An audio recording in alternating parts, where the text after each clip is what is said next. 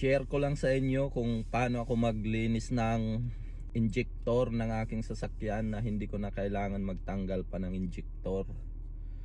Pakita ko sa inyo ito. Itong product na to, ihahalo lang natin to sa ating tangke. Concentrated to, bali kahit 3/4 yung laman ng tangke, ihalo natin to, effective pa rin siya. Pakita ko sa inyo. Kung nakikita nyo, 1/2 yung laman ng tangke ko.